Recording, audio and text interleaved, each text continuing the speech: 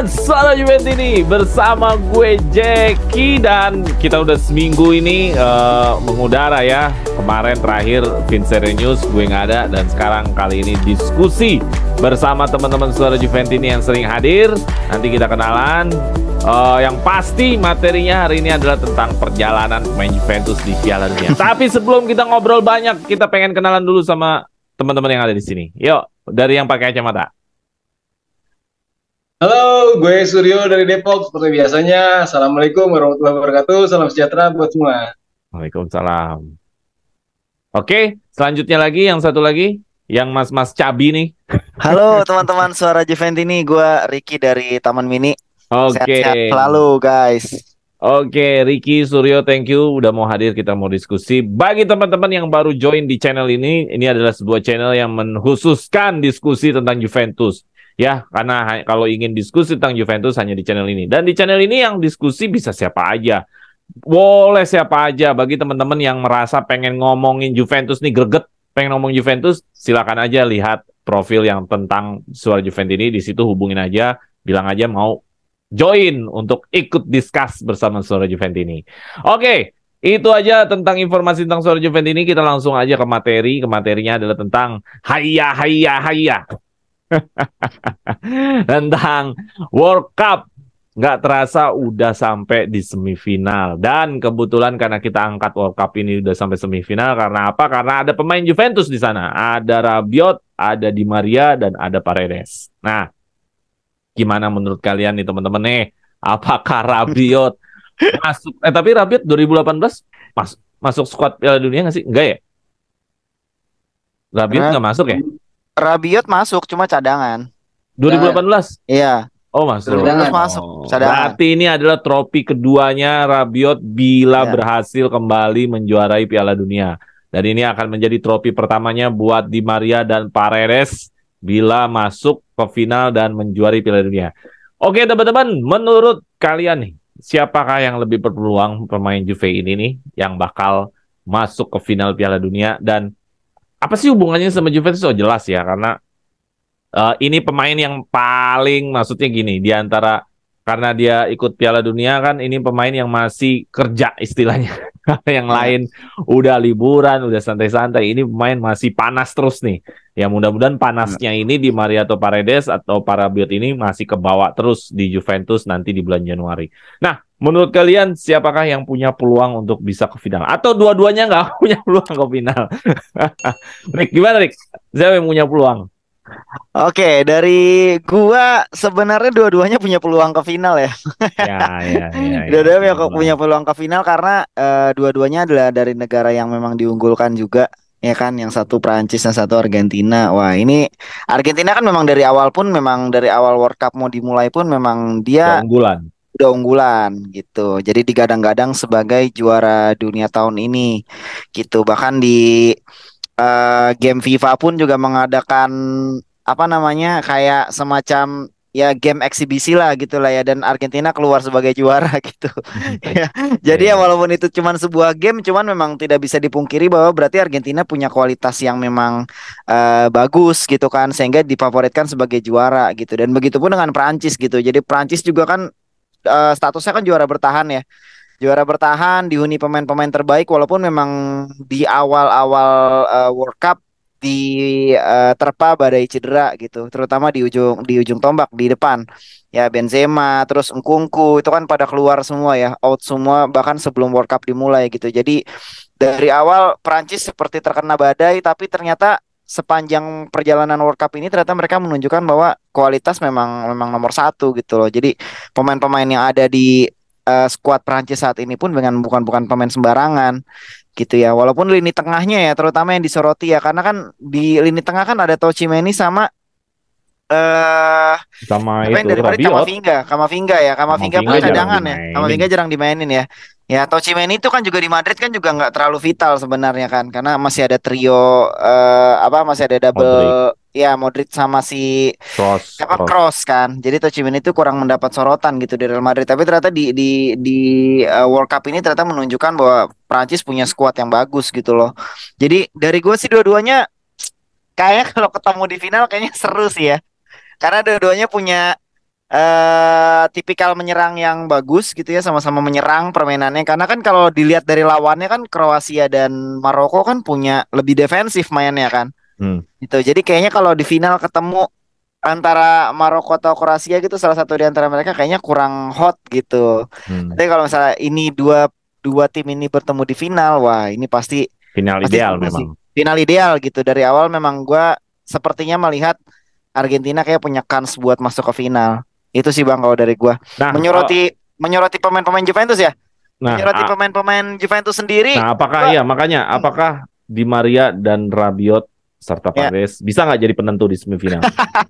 Oke, Di Maria itu kemarin beberapa fans Argentina sempat kecewa karena Di Maria dicadangkan, dia baru masuk di menit perpanjangan waktu kalau nggak salah, ya kan? Dia baru masuk dan saat dia masuk ternyata permainan Argentina berubah gitu, jadi lebih menyerang dan lebih bagus gitu. Jadi mungkin ada kans besar bagi Di Maria untuk bermain nih di semifinal nih. Kalau feeling gua ya. Karena memang terlihat lini serang sebelah kanannya Argentina memang kurang menusuk gitu. Kalau misalnya nggak ada Di Maria gitu, karena gimana juga Di Maria kan salah satu pemain fenomenal juga ya. Maksudnya pemain-pemain yang memang dianggap sebagai senior gitu, bisa membangkitkan moralitas di dalam lapangan gitu. Jadi menurut gua kayaknya kansnya besar buat main di final. Kalau untuk Paredes sepertinya memang agak berat karena McAllister bermain sangat bagus sih Bang di lini tengah. Jadi seperti dia kalah saing untuk di lini tengah Argentina. Nah, sementara Rabiot ini udah vital banget ya. Rabiot itu punya rating yang cukup bagus ya sepanjang pertandingan Piala Dunia 8,5, 7,2. Dia cuman jelek saat melawan siapa nih? Tunisia ya sekali. Itu Dia cadangan kan, sub. cadangan ya. Dia masuk sub ya ternyata ya. Ya sisanya sih average-nya tuh 7,16. Jadi menurut gua Rabiot memang sangat vital. Dia punya sentuhan 60% per laga. Jadi memang hampir semua lini tengah kayaknya memang dipegang sama Rabiot gitu. Jadi ini pemain yang sangat vital dan sangat-sangat berpeluang besar untuk tampil di semifinal. Bahkan Rabiot memang sepertinya memang udah jadi andalan ya. Kalau bisa dibilang ya andalan, karena emang lini tengah Prancis sepertinya yang paling berpengalaman dan paling bagus mainnya emang cuman Rabiot sih Bang. Oke. Gitu sih. Oke, Sur, Ya. bagaimana Sur mengenai pemain Juventus nih, terutama Juventus ada di Argentina dan ada di Prancis. Dan kebetulan lu kan kemarin lu dukung Inggris tuh kalah tuh sama Prancis tuh. Ah, jadi gimana ya lu melihat peluang pemain Juventus ini? Memungkinkan nggak mereka masuk final? Dan apa pengaruh besarnya buat Juventus apabila mereka lolos? Gimana, Sur? Siapa yang punya peluang? Dua-duanya atau nggak punya peluang dua-duanya? Jadi gini Bro Jeki, dua-duanya tetap punya peluang. Kalau kita lihat kemarin, Argentina itu main melawan siapa Bro Jeki? Kita coba. Lawan Belanda. Lawan Belanda. Nah, di Belanda itu di menit 90 plus 11 ya untuk extra time-nya ya. Nah, dari sini kalau kita lihat ke Paredes sendiri sudah emosi, 2 kali tackle berbahaya itu dan memancing bench Belanda itu hampir sekuat semua gitu kan. Mau berantem. Kalau memang Bro Ricky bilang tadi serangan Di Maria itu di sebelah kanan menjadikan pola penyerangan Argentina menjadi hidup, itu betul sekali. Tapi yang perlu diwaspadai di Argentina adalah banjir kartunya kemarin. Nah, banjir kartunya itu apakah nanti akan berpengaruh ke final seandainya memang lolos ke final ya? Karena kita lihat sendiri di sisi Perancisnya Rabiot, timnya Rabiot itu nggak banjir kartu dan waktu istirahat mereka memang tipis-tipis ya untuk Perancis dan Argentina sendiri. Cuman yang waktu diwaspadai itu adalah banjir kartunya dan terlihat di 90+11 itu pemain-pemain Argentina itu sudah mulai tersulut emosinya. Nah, ketika mereka itu akan terpaksanya dalam tanda kutip bermain panjang menitnya, apakah itu tetap terjaga mentalitasnya seperti itu? Nah, karena kita lihat gol pertama itu dari Messi ya sebagai kapten tim, dia cukup membawa moral untuk penalti pertamanya ya. Kalau kita lihat ke pertandingan Brazilnya sendiri, pertamanya kan gagal seperti itu. Itu salah satu keunggulan daripada Argentina gitu. Nah, tinggal menjaga mentalitas terhadap stamina yang kalaupun memang nanti akan bermain lebih lagi atau lebih lama lagi 90+11, semoga kartu kuningnya nggak semakin banyak Bro Jeki. Dua-duanya tetap punya peluang. Rabiot sendiri kan backbone-nya Allegri ya. Nah, dari sini semua punya peluang, tapi Prancis lebih besar, Bro Jeki. Prancis lebih besar ya. Gue malah ngelihatnya Argentina yang punya peluang lebih besar. Gue selalu bilang Prancis sama Maroko ini 50-50. Kenapa? Karena Maroko ini defense-nya kuat. Gue rasa tetap ya Prancis itu nanti akan dominasi. Cuman kalau dia adu penalti ya gue nggak ngerti deh. Yang penting sebenarnya dua tim ini Prancis ataupun Argentina mereka harus menang 90 menit. Itu aja sih. Kalau nggak menang 90 menit gue nggak ngerti deh. Udah takdir yang berbicara deh kalau dia nggak menang 90 menit. Dia harus menang 90 menit. Kalau nggak menang 90 menit, ya nasibnya bisa kayak Spanyol. Harus menang 90 menit. Tapi gue melihat Rabiot itu emang udah levelnya udah kelas dunia ya. Bicara Rabiot, gue ngelihatnya dia udah bisa bersaing dengan gelandang manapun. Minta gaji 10 juta, gue akhirnya ngerasa nggak ada masalah. Gue ngelihatnya gitu. Gue nggak ngerasa kayak Juventus yang lain. Wah kemahalan tuh. Gue ngerasa ya memang udah sampai di kualitas itu kok. Kalau gue ngeliat ya. Jadi tinggal Juventusnya aja punya duit apa enggak. Nah menurut lo gimana?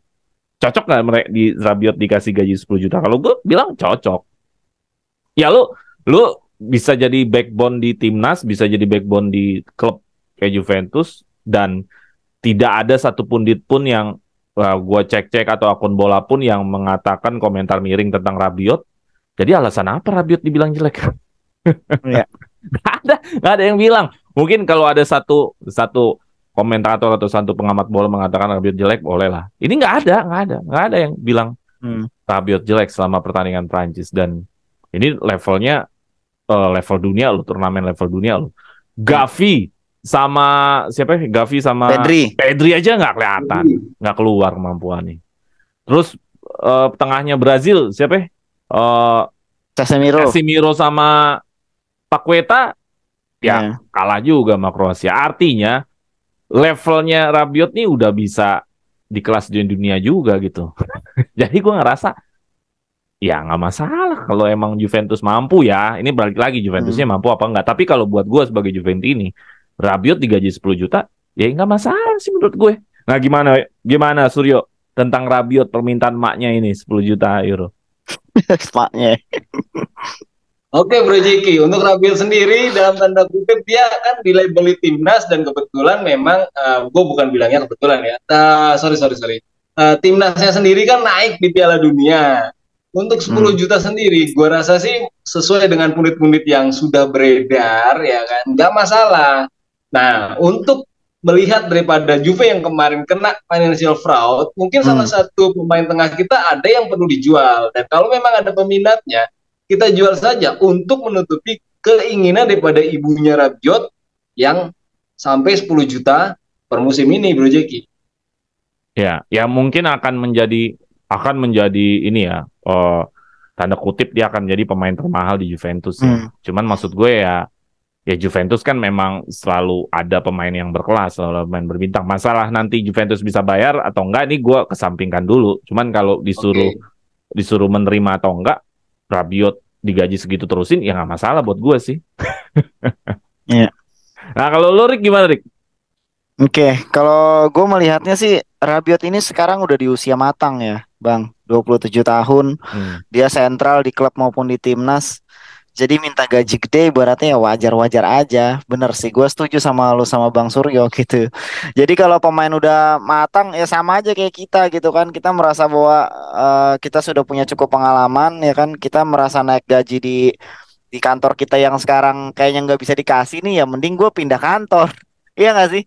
Ya kan, ya samanya kayak gitu. Jadi mungkin ibunya Rabiot merasa bahwa anaknya sekarang udah usianya udah matang nih, udah 27 tahun, sentral di klub maupun di timnas, ya wajar anak gua harusnya dibayar lebih besar gitu. Jadi menurut gua ya kalau memang Juventus ingin menjual salah satu pemainnya ya yang sekarang dikadang-kadang kan McKennie mau dijual tuh.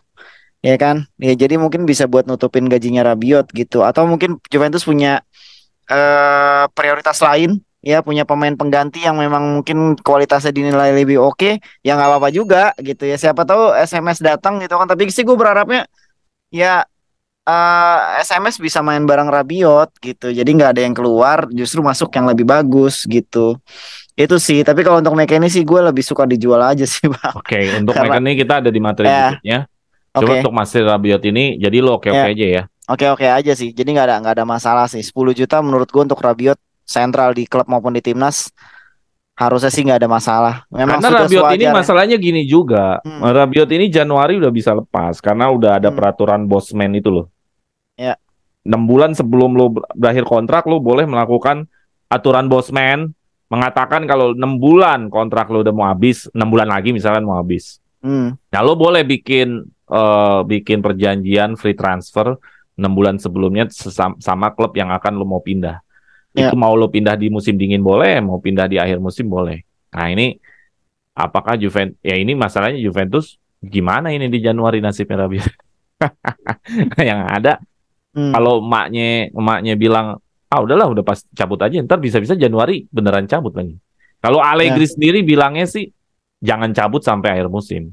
Even dia nanti akhir musim pindah atau nggak pindah, jangan cabut sampai akhir musim. Tapi kan kalau Juventus yang nggak ngasih kontrak di bulan Januari, gimana? Iya. Gimana? Mau nggak mau kan harus beli pemain di Januari. Nah, ini Januari ini pusing sih masalah Rabiot kalau gue lihat. Gitu. Betul. Oke, itu aja dulu masalah Rabiot. Ya nanti kita lihat lagi. Mungkin Juventus nggak mau nyelek Rabiot biar dia fokus dulu. Ntar mungkin di Januari udah mulai balik lagi di dilematisnya Juventus terhadap Rabiot ya. Nah, materi selanjutnya adalah mengenai pemain-pemain yang sudah banyak yang mengatakan out. Ada Cuadrado, ada siapa? McKennie dan ada Sandro sama Cuadrado khususnya mereka ini tidak perpanjang kontrak ya. Udah yang memberitakan juga udah jurnalis yang lumayan akurat. Nah, kalau McKennie ini digosipkan ada yang mengincar seperti Dortmund, seperti Tottenham. Spurs juga. Nah, bagaimana melihat 3 pemain ini? Apakah sudah menemukan gantinya nggak? Kalau menemukan gantinya siapa nih? Kalau misalkan belum ketemu gantinya, kira-kira siapa yang mau didatengin untuk mengganti ketiga pemain ini, Rick? Oke. Kalau menurut gua sudah pantas atau tidaknya sepertinya sudah ya. Kalau menurut gua ya. Ini pilihan gua pribadi. Tapi Sandro kan bagus lagi. Enggak sih Bang, kalau menurut gua sih sudah ya. Sepertinya sudah berakhir gitu. Cuadrado sudah cukup lama di Juve, berdua dengan Sandro juga sudah cukup lama gitu dan terlihat sepertinya sudah penurunan kualitas gitu. Jadi kalau memang Juve masih ingin terus bersaing dengan pemain yang ada sekarang, menurut gua sih kayaknya Sandro dan Cuadrado sudah tidak masuk hitungan sih kalau menurut gue pribadi ya, karena ya Cuadrado mungkin masih punya kecepatan, masih punya daya jelajah serang yang lumayan bagus, tapi untuk insting dan juga untuk tidak cukup membantu gitu di depan gitu. Dia terlalu banyak melakukan kesalahan gitu, dribbling gak jelas, salah oper gitu. Untuk Sandro sendiri pun sepertinya memang ya antar bagus, entar turun, entar bagus, entar turun gitu. Jadi gimana ya lihat ya? Kayaknya memang sudah menemui akhir sih kalau menurut gua. Gitu. Jadi cepat atau lambat sepertinya memang harus segera dilepas gitu. Kalau memang kemarin sih memang kabar kan Juventus akan segera melepaskan kan. Ya gue dukung aja sih dengan pengganti yang sesuai gitu kan, kabarnya ada Alessandro Grimaldo dan lain-lain kan. Jadi menurut gua ini keputusan yang bagus dari Juventus, karena Juventus klub besar yang harusnya dihuni pemain-pemain yang prima dan juga pemain-pemain yang bagus gitu. Jadi menurut gua kualitas untuk Sandro dan Cuadrado saat ini sepertinya udah nggak cukup sih ya untuk ada di tim sekelas Juve gitu. Nah, untuk McKennie sendiri menurut gua dia main atau enggak pun beberapa kali pertandingan terakhir kayaknya udah nggak terlalu kelihatan ya. Ya kan, kayaknya udah nggak terlalu kelihatan, apalagi sekarang makin banyak cedera gitu ya. Dengan umur yang masih muda saat ini menurut gua ini kesempatan bagus saat dia masih punya nilai untuk dijual gitu. Ya kan, karena gue sendiri melihat McKennie dia bukan pemain yang cukup spesial sih Bang. Yang nggak tahu ya kalau Juventus yang lain. Kalau gue melihatnya dia tidak cukup spesial gitu. Skillnya juga biasa aja gitu ya. Tidak ada operan-operan kunci yang bagus. Ya mungkin dia punya kelebihan di cara dia mencetak gol. Dia sering membantu tim dengan cetak-cetak gol, sundulan-sundulan ajaib gitu ya. Corner kick dia golin lah, atau ada crossing bagus dia golin lah. Ya itu mungkin cukup membantu gitu. Tapi menurut gua untuk seorang gelandang di lini tengah yang sangat riskan gitu ya, dia harus mengatur serangan sekaligus bertahan. Menurut gua McKennie tidak memiliki sesuatu yang spesial lah gitu. Gimana kata-katanya ya? Jadi menurut gue ya memang gue mengingat McKennie itu tidak ada yang spesial gitu ya, Ya gelandang masih biasa aja. standar. Standar lah gitu, standar aja gitu. Tidak ada yang spesial sih menurut gue. Jadi kalau memang Juve memang ingin menjual mumpung dia masih muda dan dia masih punya nilai untuk dijual, ya better mendingan dijual sih. Cari gelandang yang lebih mumpuni gitu dengan gaji yang lebih sesuai. Itu sih dari gue, Bang. Oke, Sur, gimana Sur? Mengenai tiga pemain ini, sudah pantaskah dan siapakah pengganti dari mereka? Gimana Sur? Sur? Ya, Bro Jeki. Kalau buat Alexandro, memang di usianya 31 tahun ini bisa dibilang ya untuk sementara di musim ini dia nggak ada cacatnya sih sebenarnya Alexandro ya.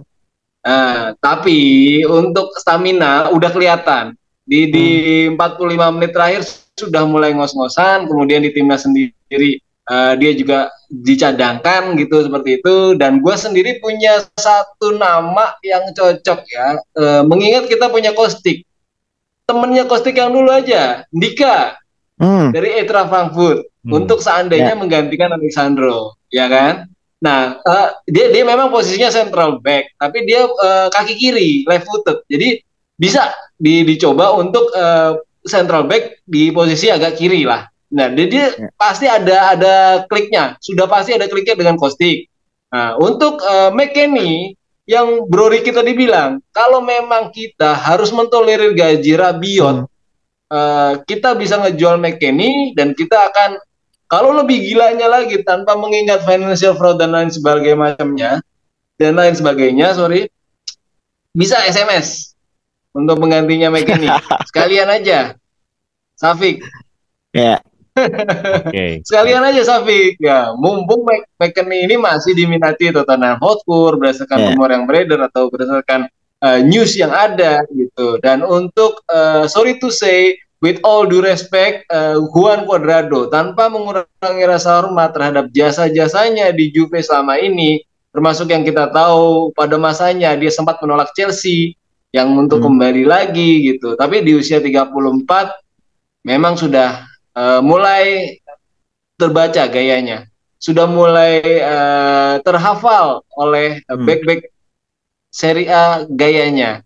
Dan pengganti yang tepat gua rasa bisa di Chiesa ataupun katakanlah Sole, dan kalaupun memang kita mau mencoba pemain baru, Marcus Thuram. Ya. Bisa dicoba Bro Jeki. Jadi semua striker. Itu ada calon penggantinya sebenarnya. Striker sayap dia Bro Jeki. Ya, betul. Striker tengah dia.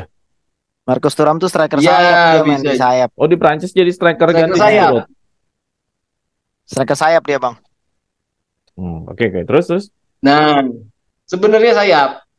Cuman karena mungkin agility-nya atau kelincahannya, jadi dia bisa bergerak ke kiri, ke kanan, ke tengah seperti kayak Chiesa ini. Kalau kita yang butuh multi role, Thuram adalah salah satu jawaban yang kuncinya di situ.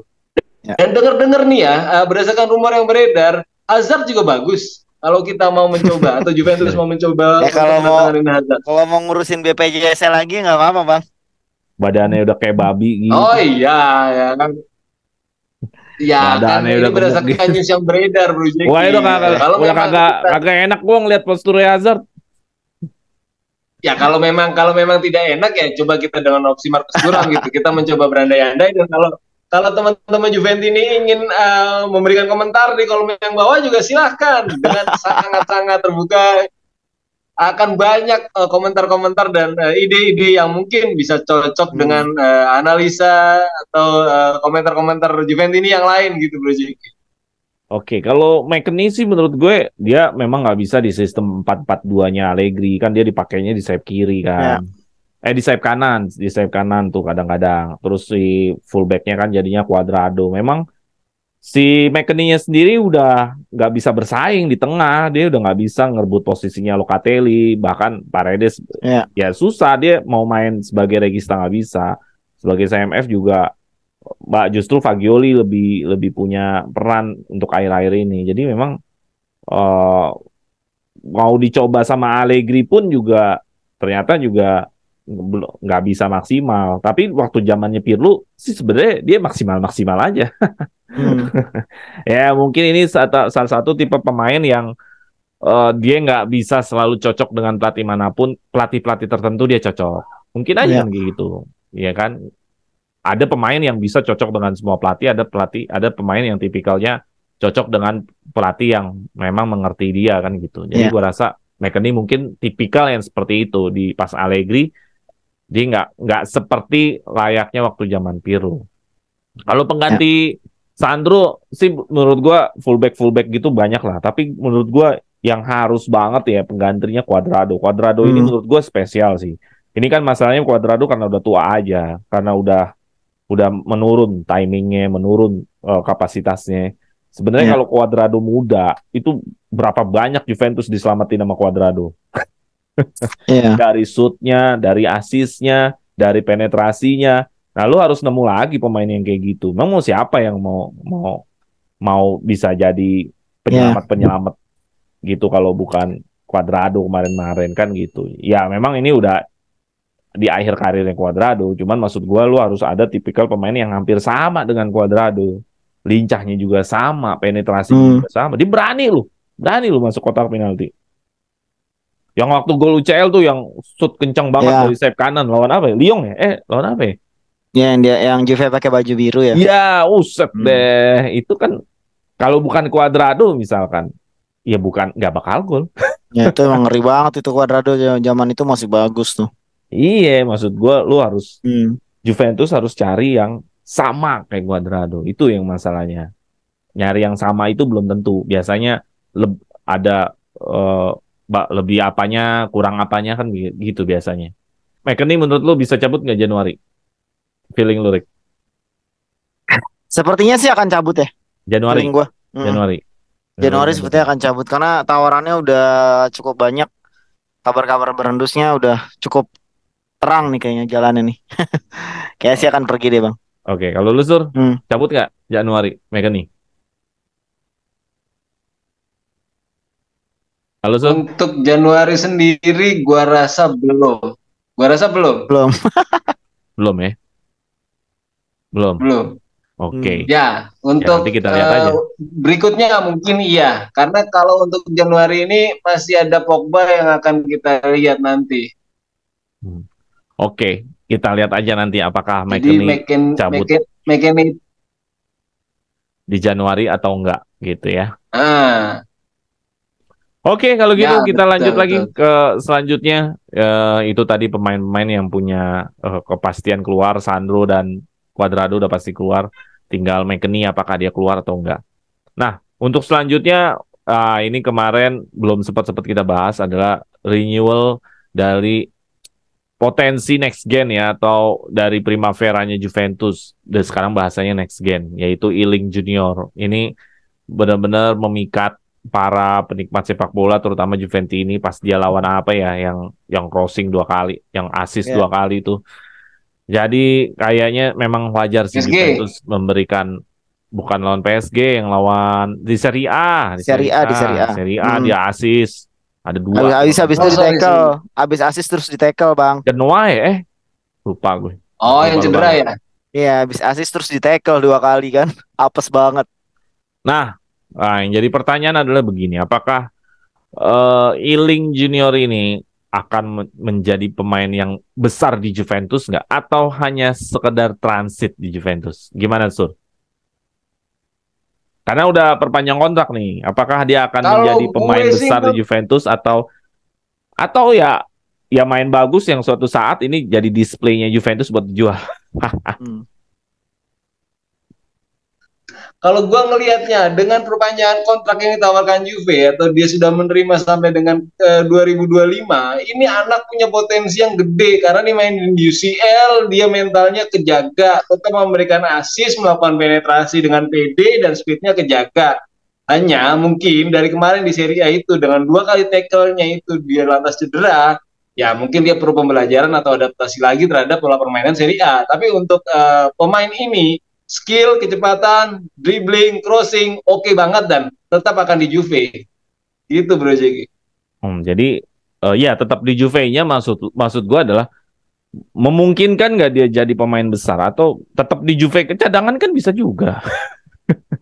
Selama ini juga Desiglio juga selama ini di Juve, tapi kan cadangan. Nah, maksud gue pemain besar mungkin kategorinya sebesar Chiesa mungkin, atau sebesar siapa lagi yang pemain Juventus, Vlahovic lah, atau mungkin nggak Iling itu bisa sebesar itu?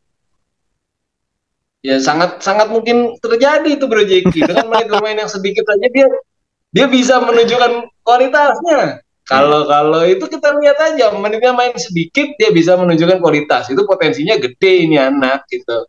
Kalau memang Chiesa di kanan dan dia di kiri, itu akan lini Juve itu akan jadi sangat bagus gitu. Dan ini akan bisa. Kenapa bisa? Karena dengan menit yang sedikit, apalagi ditambahkan dengan pengalaman dan menit yang banyak, bisa gede di Juve, bisa tumbuh di Juve juga. Oke. Ya gimana Rick?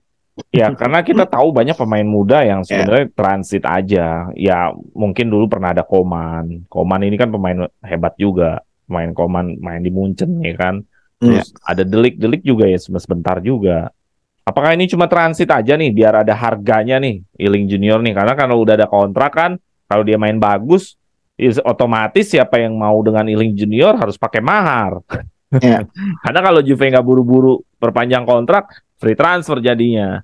Hilang aja begitu aja. Apakah lu melihat strateginya Juve hanya sekedar biar ini anak punya mahar atau emang diproyeksikan akan jadi pemain besar di Juventus nih, Rick? Oke, Samuel Iling Junior 19 tahun. Gue juga baru tahu ya kalau anak ini ternyata dari Chelsea, Bang. Ya kan, dari akademi Chelsea, dibeli sama Juve itu seharga berapa nih? 680.000 ya, pasti murah lah. Euro. Masih murah lah ya. Tapi ternyata ya di umur 19 tahun ternyata dia udah bisa bikin assist di Serie A gitu ya, main di Liga Champion. Kalau gue bilang ini bukan sekedar karena Allegri memang kekurangan orang di sayap kiri. Kalau gue bilang sih nggak seperti itu ya. Tapi memang Allegri kayaknya melihat bahwa anak ini punya potensi gitu. Jadi kalau menurut gue masa depannya sepertinya akan cerah kalau memang dari Juventus sendiri memberikan kesempatan yang cukup banyak buat anak ini gitu. Ya kita nggak akan pernah melihat pemain-pemain besar dari muda ya, Cristiano Ronaldo, Lionel Messi kalau dia nggak pernah dimainkan dari awal gitu.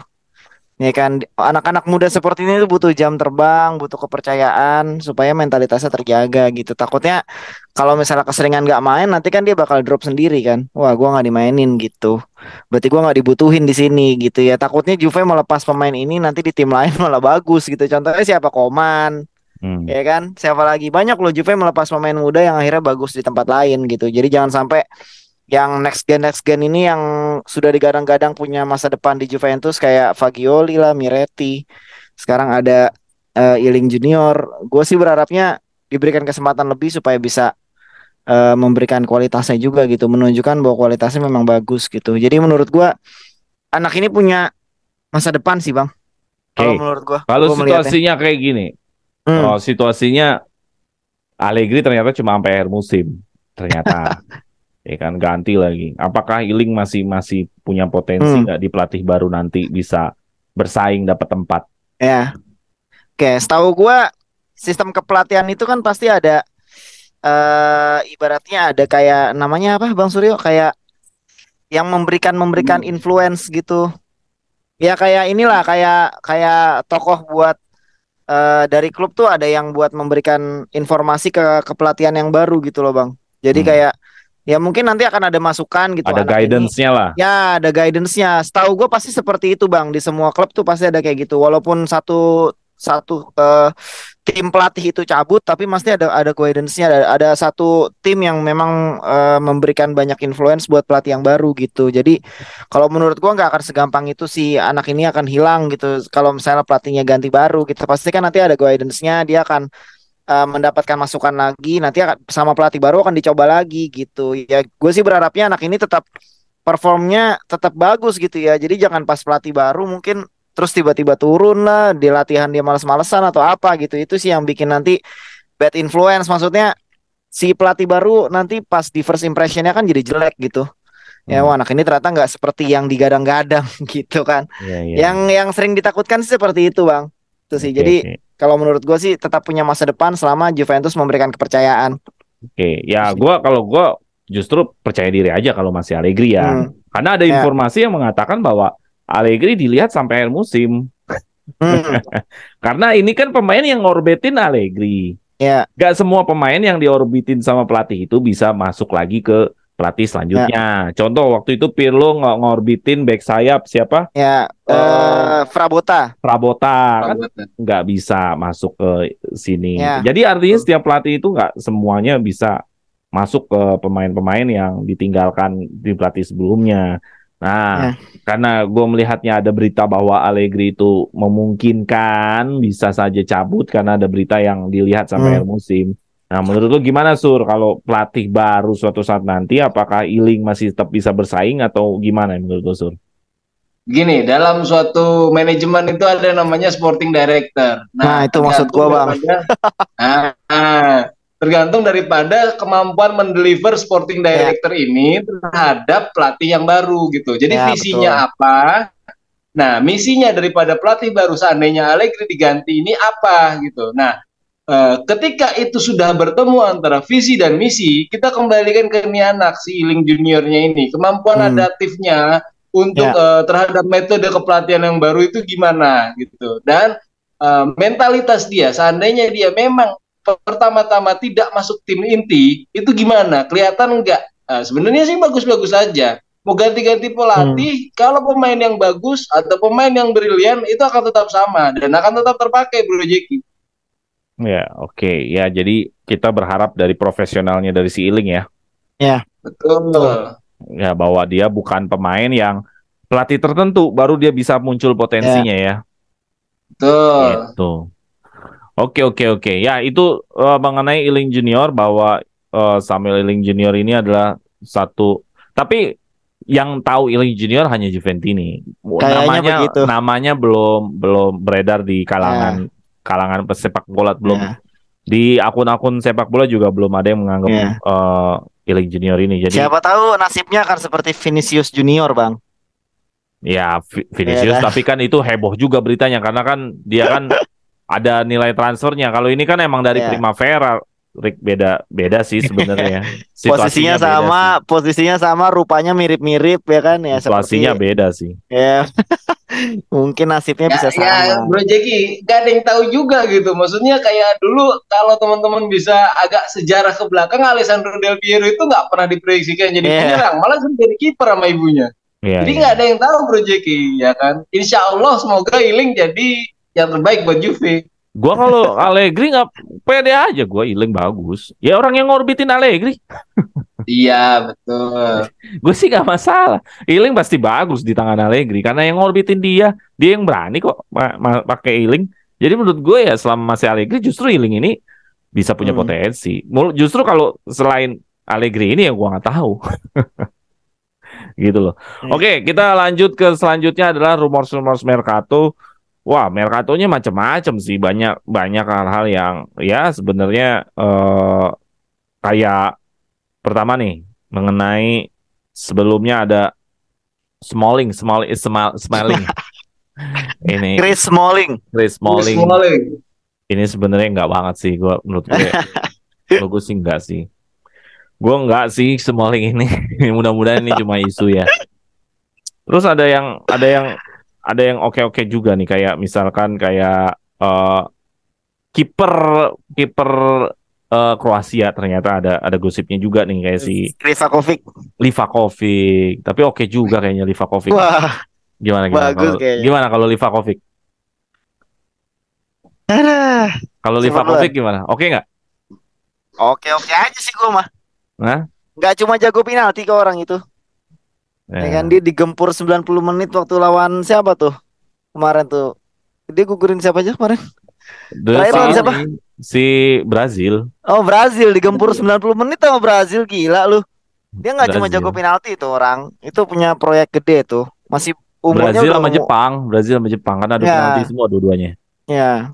Gue sih nggak menilai penaltinya Bang ya. Penalti mungkin memang ya itu menilai plus untuk penaltinya, tapi selama bermain di lapangan 90 menit pemain itu bagus sih menurut gue. Itu responnya, terus posturnya gitu. Dia punya skillnya juga bagus untuk menangkap bola, untuk ngepis gitu. Kayaknya sih bagus dah. Ya, asal ada duitnya. Kayaknya ini bakal jadi inceran klub top Eropa sih. Feeling gue. Terus ada lagi Tillmans dari Leicester.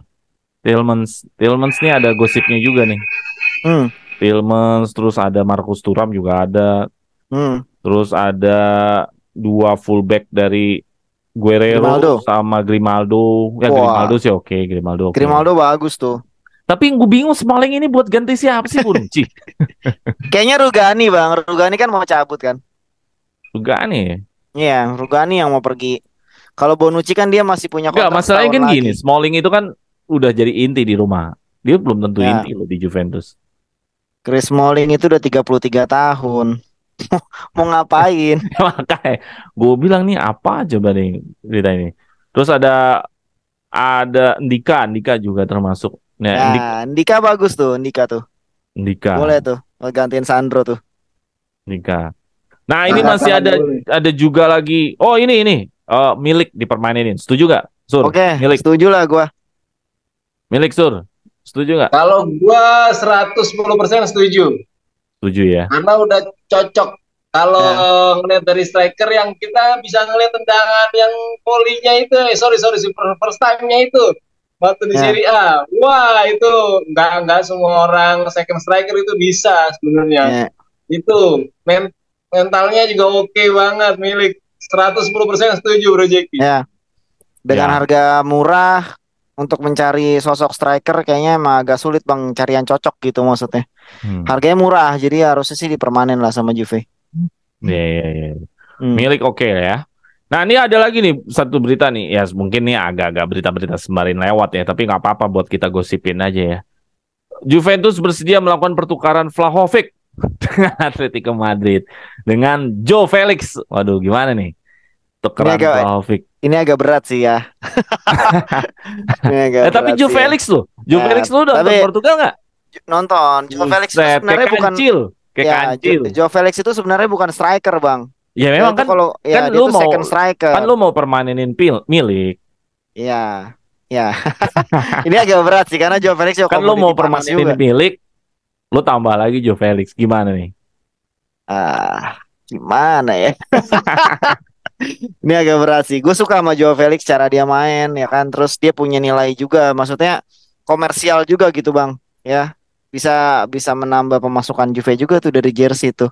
Dan sempat digadang-gadang kan punya masa depan cerah kan anak ini kan. Gue lihat dari permainannya memang nggak cuman semusim 2 musim anak ini bagus gitu. Tapi memang dia punya skill dan gaya permainan yang juga bagus gitu. Ya mungkin kalau di timnas Portugal kemarin kurang kelihatan karena dijadikan striker, itu salahnya gitu. Harusnya Andre Silva strikernya karena memang tipikalnya bukan striker, dia tuh second striker gitu. Tapi kalau emang Juve mau jadikan milik penyerang utama dengan second striker ada Joao Felix, mungkin keren tuh. Ya kan? Tapi kehilangan Vlahovic kayaknya gimana ya? Sama-sama mahal. Joao Felix kan mahal, Vlahovic juga mahal. Ya. Gimana Sur? Gosip kayak gini Sur? Gini, kalau gue apapun keputusan manajemen itu yang terbaik buat Juventus.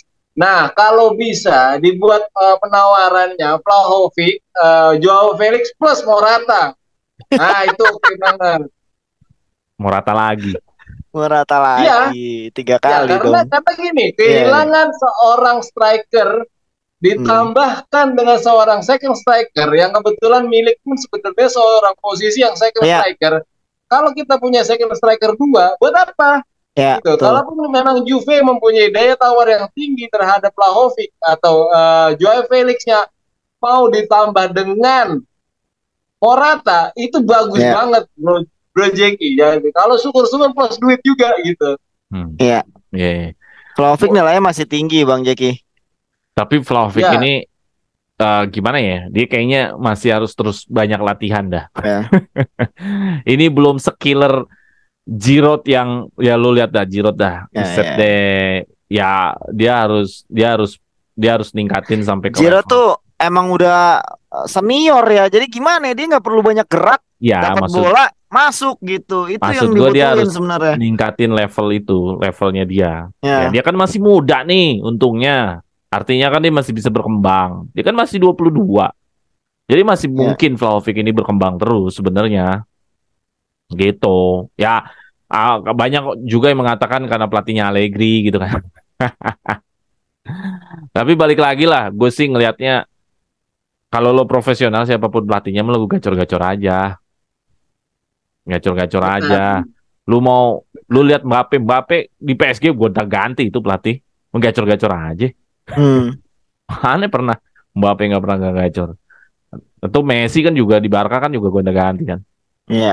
Gacor-gacor aja, namanya pemain yang kalau jago ya mau nggak siapapun pelatihnya udah proven gitu, bakal jago-jago aja gitu.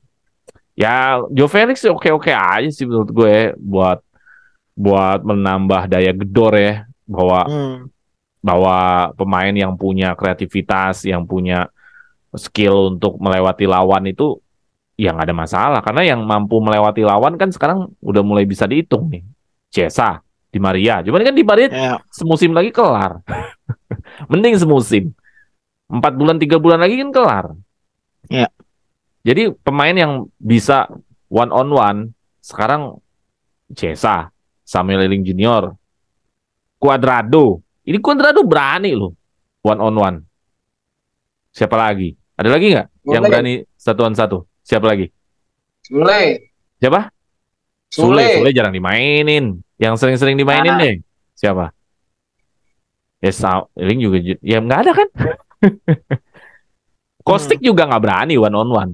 Kostik kan banyakan crossing. Iya. Kayak kita agak-agak kekurangan orang-orang yang berani untuk penetrasi. Jadi lu bisa kebayang dong kalau Cuadrado cabut. Terus isinya nih kaku semua nih Juventus nih. Sebenarnya Pogba berani. Cuman kan posisi Pogba kan bukan di sayap kan? Iya. Bukan di sayap. Gitu loh. Nah ini memang harus ada. Menurut gua pemain yang punya kemampuan untuk skill individunya tuh tinggi, berani 1-on-1. Ya. Nah itu harus ada. Gitu. Ya ini kan udah ada Cesa nih. Yes. Masalahnya kan kalau Cesa cedera kan kemarin-kemarin kita nggak punya lagi. Nah Di Maria juga masalahnya ikut-ikutan juga. Ya. Gitu. Itu yang jadi masalah Juventus. Kekurangan pemain yang punya naluri tinggi buat one on one, 1-lawan-1 gitu loh. Oke deh. Ada lagi mau kita bicarain? Oke sih ya. Nggak ada lagi sih. Cukup. Ya karena info Mercato gosipnya belum terlalu ya. Karena belum sampai di Januari. Biasanya kalau Januari udah tanding lagi, udah enak lagi kita bahas tentang Juventus karena udah running well. Mungkin minggu depan sih udah enak kita bahas Juventus karena kan ada lawan Arsenal. Ya. Lawan Arsenal akhir minggu ini kalau nggak salah lawan Arsenal deh. Gitu. Jadi gimana? Prancis Argentina atau Kroasia Maroko nih? Gua Prancis Argentina, Bang. Ya idealnya emang Prancis Argentina sih. Ya. Lu gimana Sur? Prancis Argentina atau siapa? Gua Kroasia Prancis. Kroasia Prancis. Ngulang lagi dong, Bang. Aduh. Gue malah kebalikan ya. Gue malah lebih ngelihatnya Argentina Maroko. Emang ini ya gue ngelihatnya Marokonya lolosnya karena adu penalti sih. Gitu. Kayaknya tiket hokinya udah dipakai deh Bang 2 kali. Ya coba kita lihat. Gak tau ya kalau Argentina gue pede dia bakal bisa menang lawan Kroasia karena menurut gue dia Messi-nya lagi gacor tuh. Tapi 2018 Argentina dibantai Kroasia loh Bang 3-0 di fase grup. Di fase grup. Emang di fase grup dia 2018 tuh dibantai sama Kroasia 3-0. Emang satu grup dia ya? Satu grup. Coba aja cek. Gue baru lihat tadi sore soalnya. Ya, tapi ada kesalahan kiper. Waktu itu kipernya si botak siapa tuh? Caballero ya? Ya, ada kesalahan kiper 1. Cuman yang 2 gol murni. Modric 1 gol. Nyetak gol. Rebic shooting first time. Coba cek lagi deh. Ya gue sih ngeliatnya kemarin Kroasia itu sebenarnya posisinya udah nyawa di ujung tanduk semua sama Brazil juga. Iya. Banyak banget peluang. Banyak banget peluang. Nyawa di ujung tanduk semua ya karena kipernya kebetulan emang bagus juga. Iya. Ya kayak lawan Jepang juga banyak di ujung tanduk itu. Iya. Makanya gue bilang kayaknya untuk Kroasia sama Maroko menurut gue sih tiketnya udah habis. Kemarin Maroko di ujung tanduk yang sundulan PP tuh. Iya. Sampai dicium pala ya kan. Sundulan PP, tendangan Bruno Fernandes, wah banyak sebenarnya Maroko. Tendangan Cristiano Ronaldo juga sekali kan. Pelan tapi itu yang terakhir ya. Ya, iya, yang menjelang akhir-akhir. Enggak, menjelang akhir-akhir dapat shooting, dapat crossing dari si Bruno ya. Oh, belum shootnya si itu, si siapa ya? Si Joe Felix. Iya, shootnya Joe Felix, gila. Maroko banyak di ujung tanduk sebenarnya nyawanya. Itu Bono ngehe juga Bono ya, anjir. Iya, best player kiper terbaik La Liga musim lalu Bang, ternyata Bang, dari Sevilla. Iya. Portugal itu terlalu ragu-ragu untuk memainkan Rafael Leao. Ya, tuh. Kemarin dicibir karena Leao dan Cancelo dicadangin gitu. Kalau mau cadangin Cristiano ya, tapi jangan cadangin Leao sama Cancelo karena terlalu beresiko. Dua-duanya lagi on fire gitu. Iya, benar. Terus yang jadi pertimbangannya Santos tuh apa gitu sampai cadangin Leao sama Cancelo gitu. Ah, gila sih kata gue. Ya kalau mau nyadangin Cristiano Leao dibeli Juve. Nah, mahal banget. Ya kalau mau nyadangin Cristiano ya nggak apa-apa karena kan kemarin kan si siapa namanya tuh strikernya tuh kan emang habis nyetak 3 gol kan, ya wajar lah Cristiano mungkin digosongin gitu. Tapi kalau untuk Leao sama Cancelo, wah gila sih kata gue. Tapi ngomongin jadi ngomongin Ronaldo nih. Ronaldo sedih nggak lo? Ngeliat kayak gitu. Hah? Sedih nggak lo? Gue sedikit lah. Ada. Kasian. Ya, gue kasihan sebenarnya, lebih ke kasihan maksudnya. Ya dia harusnya di posisi terakhir karirnya tuh harusnya dia main 90 menit lah. Gue sih itu aja sih. Even dia tetap kalah, tapi harusnya dia main 90 menit. Karena ini kan pentas terakhirnya dia gitu loh. Biar dia ngerasa gue udah berjuang sampai titik maksimal walaupun tim gue kalah gitu loh. Ini kan yang bikin sedihnya dia jadi cadangan. Itu sih. Gue lebih sedihnya bukan karena dia nggak juara Piala Dunia, kasiannya lebih kepada seorang Cristiano Ronaldo yang ngangkat Portugal. Ya orang bisa bilang tanpa Ronaldo, maksudnya Ronaldo siapa sih, nggak bisa. Lu yang ngangkat Portugal Ronaldo, men. Sebelum ada Cristiano Ronaldo emang siapa Portugal? Luis Figo. Emang Luis Figo bisa sampai kapan? Sampai titik nggak bisa. Deco de Souza. Dia punya ada Rui Costa itu yang Ronaldo sempat hat-trick tuh. Iya. 3 gol. Portugal bisa dapat trofi emang dia siapa? Betul. Ya Cristiano benar. 2 kali lagi. nggak bisa. Lu Cristiano tuh udah ngangkat Portugal. Jadi gue kasihan sama dia tuh, dia nggak main 90 menit. Biarin, walaupun kalah, ya udah biarin aja. Dia kan pasti ngerasa, ya udahlah ini perjuangan gue terakhir. Kasihan aja sih gue ngeliatnya. Gitu. Ditambah kayaknya banyak juga Juventini yang kesel banget sama Ronaldo. Gue bingung juga, perasaan Ronaldo di Juventus curhat aja. Mungkin karena cara berpisahnya yang kurang enak sih Bang. Ya emang cara berpisahnya sih nggak ini sih. Cara berpisahnya kan dia minta dicarikan klub gitu dan mungkin secepat itu gitu. Itu yang bikin Juve sempat kesulitan karena nggak punya striker. Makanya kan beli Vlahovic tengah musim. Sesuatu hal yang jarang dilakukan Juventus selama ini kan. Membeli striker dengan harga mahal di tengah musim tuh hampir nggak pernah. Coba cari mana ada. Gak pernah ada. Ya kan, tapi karena ditinggal Ronaldo makanya Juve panik gitu. Ya, ada satu akun bilang kalau lo penikmat sepak bola, lo harusnya tetap bisa menghargai Cristiano Ronaldo karena Cristiano Ronaldo ini faktanya adalah pencetak gol terbanyak di dunia. Lo bagaimana bisa penikmat sepak bola tapi lo nggak bisa menghargai Ronaldo? Bagaimana? Lo katanya penikmat sepak bola tapi lo nggak bisa menghargai Ronaldo dalam arti kata sebagai seorang sepak bola ya, bukan seorang attitude-nya ya. Iya kan? Lu bisa menghargai Maradona dan Pele. Padahal rekor golnya aja dipatahin sama Ronaldo semua. Iya. Betul. Ini udah ngelewatin golnya Pele tuh, 800 gol. Ya. Gue yakin Mbappe siapa? Haaland belum tentu bisa ngulang. Belum. Kayaknya untuk 10 tahun ke depan gue lihat sih belum ada sih Bang. Belum ada. Bisa 800 gol. 800 gol. Coba. Gue beli nggak yakin. Konsisten. Hampir nggak pernah cedera. Masa mudanya Ronaldo tuh hampir nggak pernah di meja operasi cuy, kagak pernah. Coba lu cek. Iya. Kagak ada. Di Juventus pun, ya gue nggak tahu ya apakah nanti ada yang bisa bikin cepet 100 gol dalam 3 musim. Gak ada kayaknya. ada. Nah, itu rekornya Ronaldo di Juventus. Ya. 100 gol 3 musim. Satu-satunya pemain yang bisa cetak 100 gol dalam 3 musim tuh nggak ada. Nggak ada. Berarti rata-ratanya satu musim tuh dia sekitar 40-an gol itu. Ya, Susah itu. dia satu game 1 gol. Iya. Ada bro.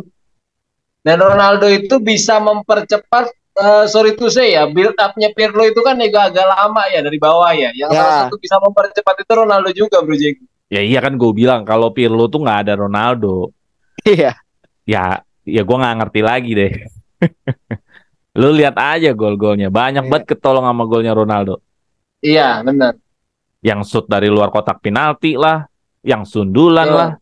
Banyak banget gol-golnya yang istilahnya yang ya ajaib-ajaib deh. Ya kita ngomongin Ronaldo karena memang Ronaldo bagian dari Juventus, nggak bisa dipungkiri. Banyak Juventus ini yang nggak suka sama dia. Tapi kalau gue sih menilainya ya nggak perlu lah sampai kayak gitu. Gimana juga 3 musim dia udah memberikan semuanya buat kita juga cuy. Iya. Lengkap trofi domestik sama dia. Iya. Dia nangis di ruang ganti juga kok pas Juve gugur UCL, semuanya juga sedih gitu. Gak cuma salahnya dia doang. Ya kan? Ya gue lebih ke kasihan terakhir aja dia main dari cadangan. Gue rasa kalau dia main 90 menit mungkin dia nggak nangis kejer sih. Karena dia ngerasa udah berjuang dari awal. Ya. Gitu. Oke lah kalau gitu. Thank you Suryo, thank you Ricky ya. Oke. Kita sampai jumpa lagi di materi selanjutnya. Dan teman-teman Suara Juventus ini terima kasih udah ngikutin kita sampai ke titik ini. Dan jangan lupa share, like, and subscribe. Dan tunggu di video kita selanjutnya. Fine alla fine, Forza Juve!